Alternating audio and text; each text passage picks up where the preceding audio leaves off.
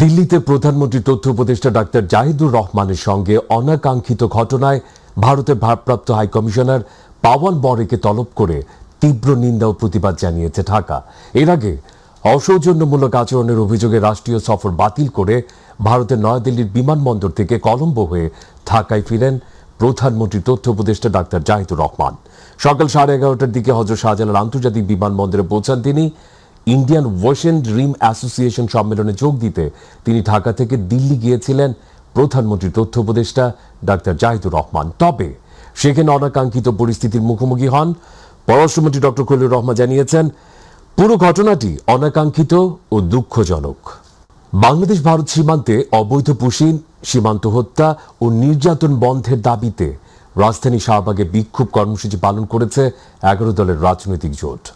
দ্রুত কূটনৈতিক উদ্যোগ ও সীমান্তে নাগরিক নিরাপত্তা নিশ্চিতের দাবিও জানান নেতারা। বলেন, আধিপত্যবাদের কাছে আবারও নতজানু হয়ে পড়েছে সরকার।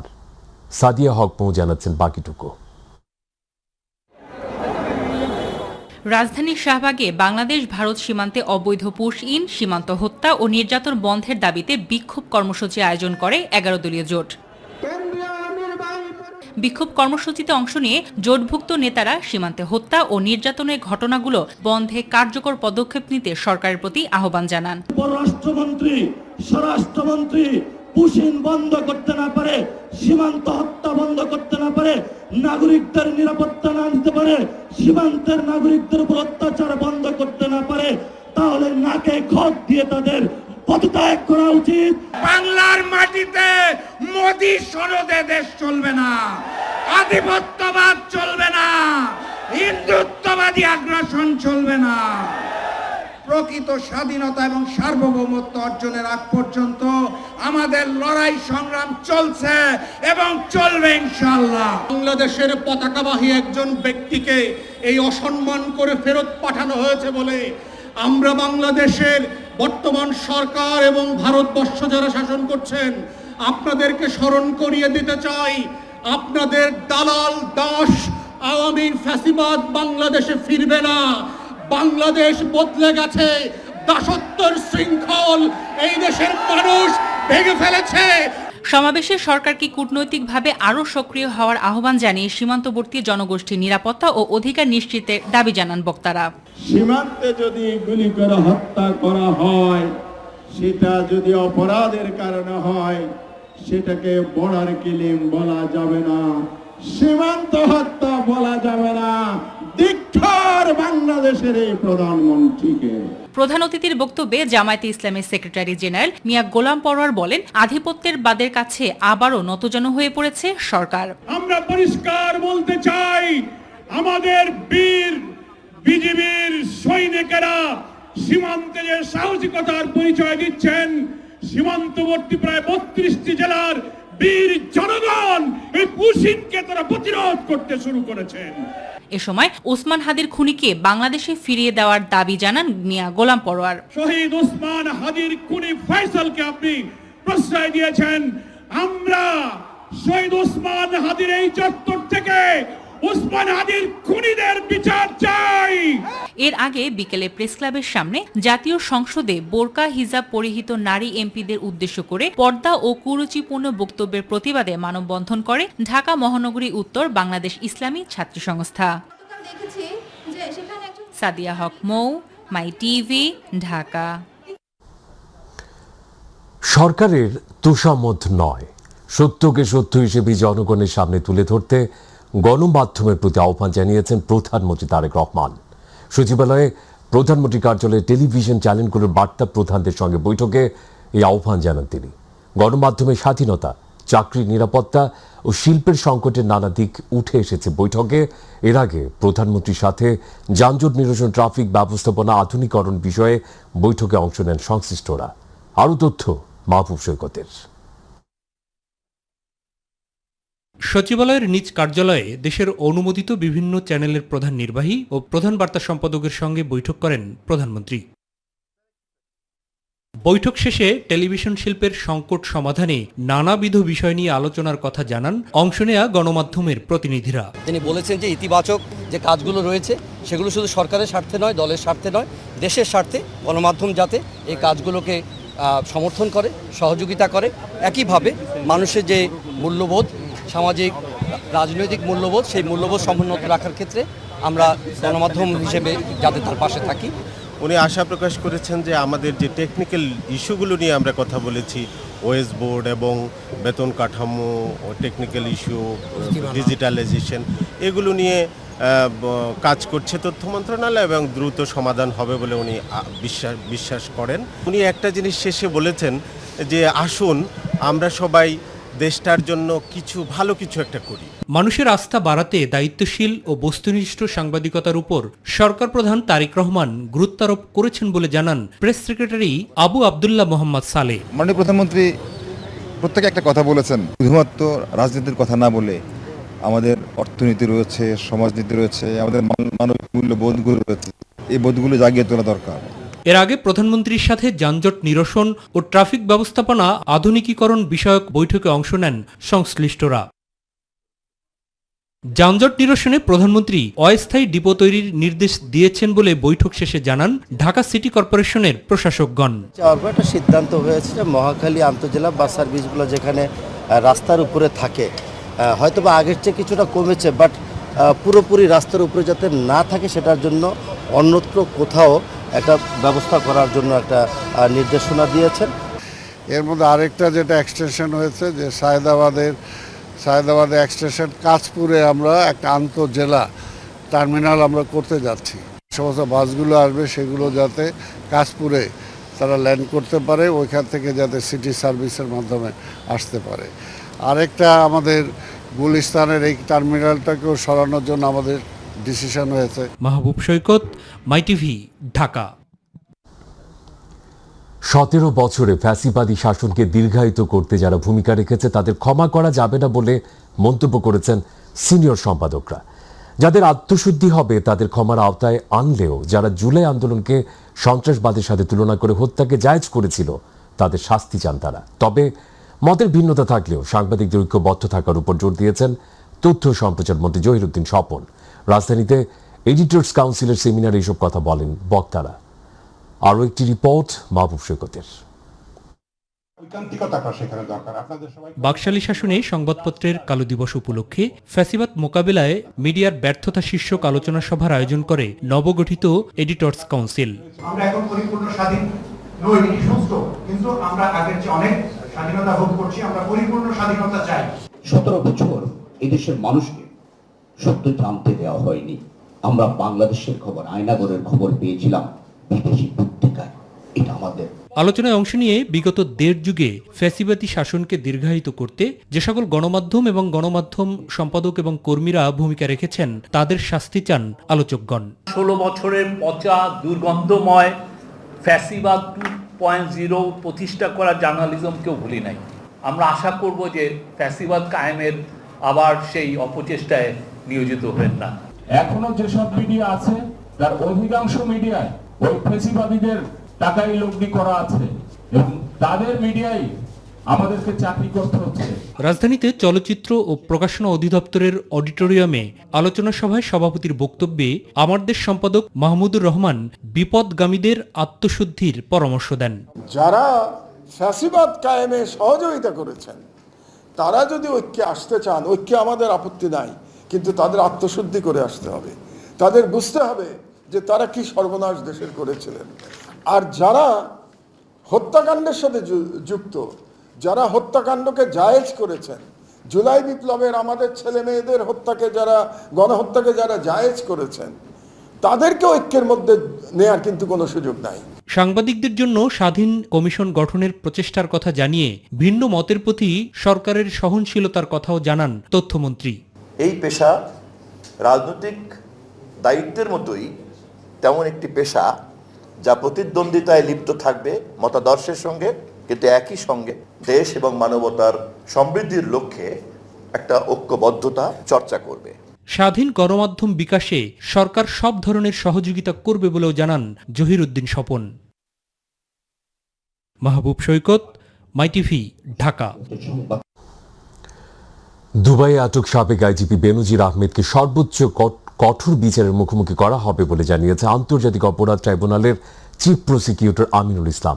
তাকে দেশে ফিরিয়ে আনতে অন্তত 10টি মামলার অভিযোগের নথিসহ সরকারের কাছে আবেদন পাঠিয়েছে ট্রাইব্যুনাল। এদিকে জুলাই গণঅভ্যুত্থানে রামপুরায় কার্নিশে ঝুলে থাকা এক ব্যক্তিকে গুলি করা সহ দুজনকে হত্যা মামলার রায়ের জন্য আগামী 28 জুন দিন ধার্য করেছেন ট্রাইব্যুনাল 1। প্রতিবেদন এস এম আরিফের। সম্প্রতি দুবাইয়ে আটক হন সাবেক আইজিপি বেনজির আহমেদ। তার বিরুদ্ধে আন্তর্জাতিক অপরাধ ট্রাইব্যুনালে একটি মামলা বিচারাধীন সহ অন্তত 10টি মামলা তদন্তাধীন রয়েছে।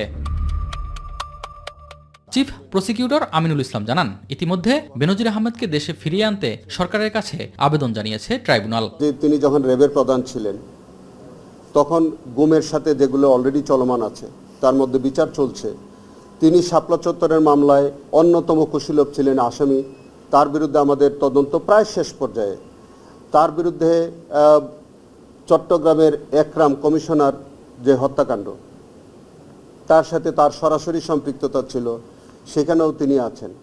এবং আরও বললাম যে আরও অন্তত 7 থেকে 10টি মামলার তদন্ত চলমান আছে, যেগুলোতে প্রত্যেকটার মধ্যে তার সরাসরি সম্পৃক্ততা। তাকে যদি বাংলাদেশে আনা হয়, আমাদের এই ট্রাইব্যুনালেও তাকে আনা হবে। যেগুলোতে বিচার চলছে সেখানে হাজির করা হবে, যেগুলো তদন্তাধীন আছে সেগুলো তো তাকে রিমান্ডে নেওয়া হবে। তার বিচারের ব্যাপারে আমাদের ট্রাইব্যুনাল সর্বোচ্চ কঠোর হস্তে এই বিচারটি সম্পন্ন করা হবে। এদিকে জুলাই গণঅভ্যুত্থানে রাজধানীর রামপুরায় কার্নিশে ঝুলে থাকা এক ব্যক্তিকে গুলি করা সহ দুজনকে হত্যা মামলার রায় 28 জুন ঘোষণা করবেন ট্রাইব্যুনাল 1। যদিও এই বাহিনীর সকলে না, কয়েকজন আসলে এত উন্মাদ ছিল, তারা মানুষ খুন করে মনে হয় আনন্দ পেতেন। তো সেই কথাগুলো আমরা বলেছি। আমরা বিশ্বাস করি যে আমাদের আর্গুমেন্ট ট্রাইব্যুনাল গ্রহণ করেছে এবং আমরা সর্বোচ্চ শাস্তি দাবি করেছি তার। একই ট্রাইব্যুনালে মোহাম্মদপুরে 9 জনকে হত্যা মামলায় নানক তাপস সহ 28 আসামির বিরুদ্ধে সূচনা বক্তব্য শেষ হয়েছে। সাক্ষ্য গ্রহণ শুরু হবে 24 জুন। এস এম আরিফ, মাই টিভি, ঢাকা। ভঙ্গুর অর্থনীতিকে স্থিতিশীল করা এবং পরে তা সমৃদ্ধিশালী করাই এই বাজেটের বড় চ্যালেঞ্জ বলে জানিয়েছেন অর্থমন্ত্রী আমির খসরু মাহমুদ চৌধুরী। অর্থ মন্ত্রণালয় সম্মেলন কক্ষে ফ্যামিলি কার্ড প্রদান সংক্রান্ত মন্ত্রিসভা কমিটির বৈঠক শেষে সাংবাদিকদের তিনি কথা বলেন। অর্থমন্ত্রী বলেন, আর্থিক সংকটের কারণে স্বল্প আয়ের মানুষের জীবনে যেন কোনো নেতিবাচক প্রভাব না পড়ে এবং তারা যেন ধীরে ধীরে স্বাবলম্বী হতে পারে, সে লক্ষ্যেই ফ্যামিলি কার্ড কার্যক্রম গ্রহণ করা হয়েছে। এই কার্যক্রমকে সরকার অত্যন্ত গুরুত্বের সঙ্গে বিবেচনা করছে। ভঙ্গুর অর্থনীতি থেকে স্থিতিশীল অর্থনীতি থেকে সমৃদ্ধির অর্থনীতি খুব পরিষ্কারভাবে বলা হয়েছে। এবং প্রথম দিকে ভঙ্গুর অর্থনীতিকে স্থিতিশীল করতে হবে। স্থিতিশীল হওয়ার পরে তারপরে একবারে স্থিতিশীল হয়ে গেলে আমরা সমৃদ্ধির পথে যাব। অর্থনীতি ঘুরে দাঁড়াবে। এই অর্থনীতির সুফল প্রত্যেকটি বাংলাদেশের মানুষের কাছে যাতে যায়, এই বাজেটে সেটা পরিষ্কারভাবে বলা হয়েছে। এর আগে কোনো বাজেটে এইভাবে পরিষ্কার করে বলা হয়েছে আমরা অন্তত। করমুক্ত আয়সীমা বাড়ানো হলেও সাধারণ মানুষের চাপ কমবে না বলে মন্তব্য করেছেন সিপিডির সম্মানীয় ফেলো ও নাগরিক প্ল্যাটফর্মের আহ্বায়ক ডক্টর দেবপ্রিয় ভট্টাচার্য। রাজধানী মহাখালীতে নাগরিক প্ল্যাটফর্মের বাজেট প্রতিক্রিয়ায় তিনি এসব কথা বলেন। এই সময় প্রস্তাবিত বাজেটকে দুর্বল আর্থিক কাঠামো বলেও মন্তব্য করেন তিনি। শবনম অবনীর প্রতিবেদন। পর্যন্ত আছেন আসন্ন অর্থ বছরের প্রস্তাবিত বাজেটে করমুক্ত আয়সীমা বাড়ানোর ঘোষণা এসেছে।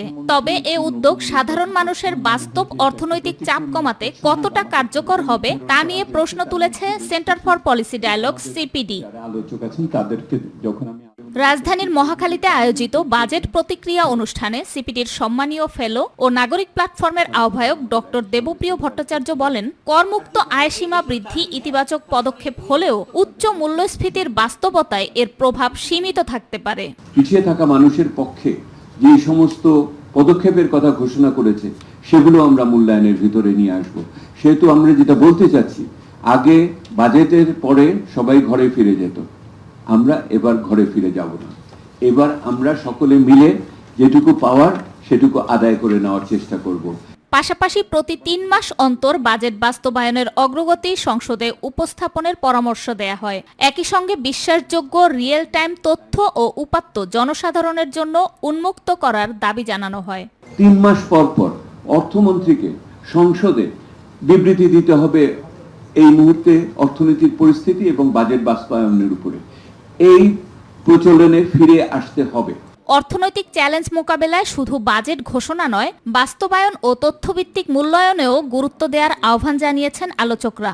মেয়েদেরকে শিক্ষায় আনবো বা ছেলেদেরকে আনবো বা শিক্ষার হার বাড়াবো, এখানে ওয়াশ ফ্যাসিলিটিস জঘন্য অবস্থার মধ্যে আছে। পুরনো যেই কাঠামোর ভিতরে বাজেট বাস্তবায়ন হতো না, সেই অপেশাদারির জায়গাতেই আমরা থেকে যাচ্ছি কিনা, এইটা আমাদের একটা বড় কনসার্ন আছে। শবনম অবনী, মাই টিভি, ঢাকা। রাজধানী মগবাজারের আদ্দিন মেডিকেল কলেজ হাসপাতালের লাইসেন্স বাতিলের সিদ্ধান্তকে চ্যালেঞ্জ করে হাইকোর্টে রিট পিটিশনের দায়ের করা হয়েছে। আজ সুপ্রিম কোর্টের আইনজীবী অ্যাডভোকেট ইউনুস আলী আকন্দ জনস্বার্থে এই আবেদনটি করেন। বিচারপতি রাজিকাল জলিল এবং বিচারপতি দেবাশিস রায় চৌধুরীর সমন্বয়ে গঠিত হাইকোর্ট বেঞ্চে এই বিষয়ে শুনানি অনুষ্ঠিত হওয়ার কথা রয়েছে। রিট আবেদনের লাইসেন্স বাতিলের সিদ্ধান্তের পাশাপাশি 1982 সালের medical practice and private clinic and laboratories regulation ordinance আইনটিকেও চ্যালেঞ্জ করা হয়েছে। আইনজীবী ইউনুস আলী আকন্দের দাবি, এই আইনের উপর ভিত্তি করে সরকার হাসপাতালটির লাইসেন্স বাতিল করেছে।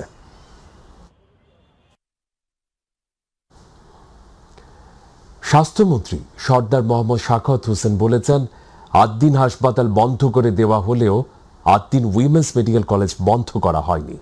ঢাকায় সাংবাদিকদের প্রশ্নের জবাবে তিনি বলেন, আদ্দিন মেডিকেল কলেজের শিক্ষার্থীরা অন্য হাসপাতালে প্র্যাকটিস করতে পারবে, তাদের আরও হাসপাতাল আছে, সেখানে নিতে পারে। অমানবিক সেবার কারণে সরকার কঠিন সিদ্ধান্ত নিয়েছে। বিশ্ব তামাক মুক্ত দিবস উপলক্ষে আলোচনা সভায় যোগ দিয়ে স্বাস্থ্যমন্ত্রী বলেন, সরকার দ্রুত ব্যবস্থা না নিলে দেশে হামের প্রাদুর্ভাব ও মৃত্যুর সংখ্যা আরও বৃদ্ধি পেত।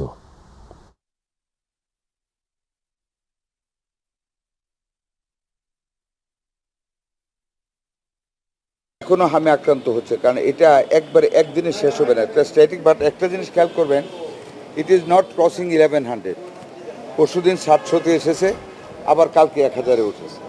অনেক সময় জ্বর হইলে এটাকেও কাউন্টে নিয়ে আসে যে এটা হাম। মৃত্যু যেভাবে শুরু হয়েছিল, যদি টিকাদান কর্মসূচিতে আমরা সফল না হতাম, আমাদের ডাক্তার নার্সরা যদি এইভাবে সেবা না দিতেন, আমরা যদি ventilator, oxygen concentrator, CPAP, high flow nasal cannula এগুলি যদি আমরা সরবরাহ না করতে পারতাম, আল্লাহ মাফ করুন, তাহলে অনেক খারাপ অবস্থা হয়ে যেত। Medical college is a separate entity. আমরা কলেজকে বন্ধ করিনি, হাসপাতাল বন্ধ করেছি। They have other institutions, they can take the students in that part.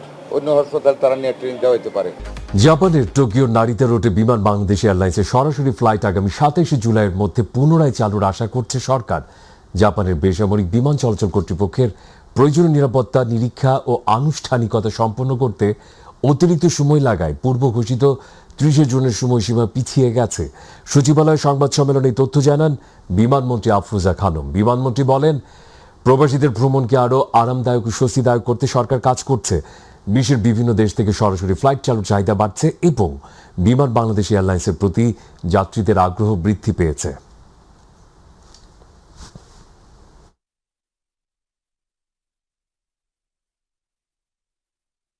Japan ও বাংলাদেশের মধ্যকার দ্বিপাক্ষিক সম্পর্ককে আরও সুদৃঢ় করা এবং দুই দেশের মধ্যে বাণিজ্যিক, অর্থনৈতিক ও জনসম্পৃক্ত যোগাযোগ বৃদ্ধি করার লক্ষ্যে বেসামরিক বিমান পরিবহন ও পর্যটন মন্ত্রণালয় বিমান বাংলাদেশ এয়ারলাইন্সকে ঢাকা নারিতা ঢাকা রুটে 30 জুনের মধ্যে পুনরায় ফ্লাইট পরিচালনার নির্দেশনা প্রদান করে। সেই নির্দেশনার পরিপ্রেক্ষিতেই বিমান এই রুটে চালানোর জন্য আমরা কাজ করে যাচ্ছি। 2026-27 অর্থ বছরের বাজেটে জমি, ফ্ল্যাট ও ভবন ক্রয় বিক্রয় বিনা প্রশ্নে স্বপ্রণোদিত বিনিয়োগ প্রদর্শনের সুযোগ দেওয়ার সিদ্ধান্তকে স্বাগত জানিয়েছে রিহ্যাব। তবে নির্মাণ সামগ্রীর উপর অতিরিক্ত কর আরোপ এবং জমির মালিকদের প্রাপ্ত ফ্ল্যাটের উপর নতুন গেইন ট্যাক্স আরোপের তীব্র বিরোধিতা করে তা প্রত্যাহারের দাবি জানিয়েছে সংগঠনটি। সিরডাপ মিলনায়তনে সংবাদ সম্মেলনে রিহ্যাব সভাপতি ডক্টর আলী আফজাল এই দাবি জানান। ডক্টর আলী আফজাল বলেন, বর্তমানে আবাসন খাত কঠিন সময় পার করছে। উচ্চ সুদ হার, দীর্ঘমেয়াদী গৃহ ঋণের সীমাবদ্ধতা, বিক্রয় সংকট, ব্যাংক ঋণের চাপ, নীতিগত অনিশ্চয়তা এবং বিনিয়োগকারীদের আস্থাহীনতা খাতটিকে চাপে ফেলেছে। আমরা আশা করি যে এই ডাবল ট্যাক্সেশন সিস্টেমটা প্রত্যাহার করে নেবেন এবং আমি দৃঢ়ভাবে এখনও বিশ্বাস করি যে এটা আমরা প্রত্যাহার করে নেবেন। যদি না নেয় বাধ্য হয়ে আমরা যারা এই সেক্টরে আছি, আমাদের যারা মেম্বার আছে, আমাদের যারা কাস্টমার আছে, তারা তো বসে থাকবে না, তারা রাস্তায় নামবে। দেশের চিকিৎসক, স্বাস্থ্যকর্মী ও চিকিৎসা প্রতিষ্ঠানের নিরাপত্তা নিশ্চিত করে জনগণের জন্য মানসম্মত স্বাস্থ্য সেবা প্রতিষ্ঠার লক্ষ্যে 17 দফা প্রস্তাবনা উপস্থাপন করেছে বিসিএস হেলথ ক্যাডার অ্যাসোসিয়েশন। বিকেলে জাতীয় প্রেস ক্লাবে প্রস্তাবনা তুলে ধরেন সংগঠনের নেতারা। সংবাদ সম্মেলনে তারা জানান, বাংলাদেশের স্বাস্থ্যখাত গত 5 দশকে উল্লেখযোগ্য অগ্রগতি অর্জন করলেও চিকিৎসক ও স্বাস্থ্যকর্মীদের নিরাপত্তাহীনতা, জনবল সংকট, অবকাঠামোগত সীমাবদ্ধতা এবং প্রশাসনিক জটিলতা এখনো বড় চ্যালেঞ্জ হিসেবে রয়ে গেছে। তাই চিকিৎসক ও স্বাস্থ্যকর্মীদের নিরাপত্তা নিশ্চিত করতে হেলথ পুলিশ গঠন সহ 17 দফার দাবি জানানো হয়। স্বাভাবিক বা গ্রহণযোগ্য হতে পারে না।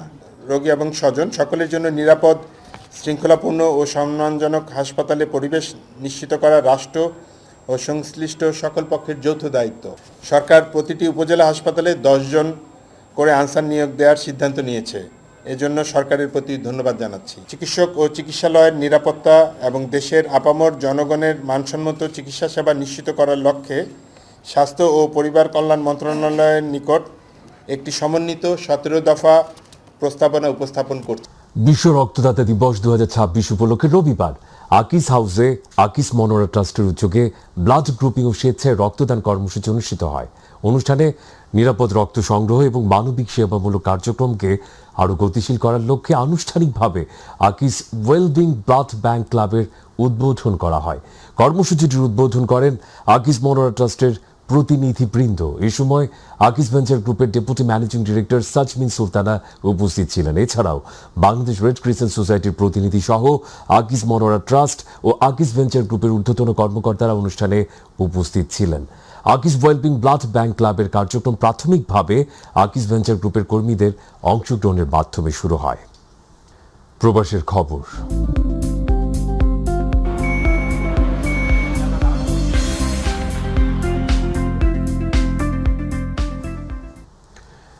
মালয়েশিয়া জাতীয়তাবাদী স্বেচ্ছাসেবক দলের পেনাং প্রদেশ শাখার কর্মী সম্মেলন অনুষ্ঠিত হয়েছে। প্রতিনিধি আশরাফুল মামুন জানান, পেনাং বুকিত জাম্বুল বিস্ট্রো অ্যান্ড ক্যাফেতে অনুষ্ঠিত হয়েছে সম্মেলন। এ সময় মোহাম্মদ মিনাদুল কবিরের সভাপতিত্বে ও কামরুল হাসান কামালের সঞ্চালনায় প্রধান অতিথি ছিলেন মালয়েশিয়া স্বেচ্ছাসেবক দলের আহ্বায়ক ডক্টর SM রহমান টনু। প্রধান বক্তায় ছিলেন সদস্য সচিব শামসুল আলম হেলাল শিকদার। কোরআন তেলাওয়াত ও দোয়া করেন মোহাম্মদ ইমরান হোসেন এবং শুভেচ্ছা বক্তব্য দেন মিজানুর রহমান মিজু।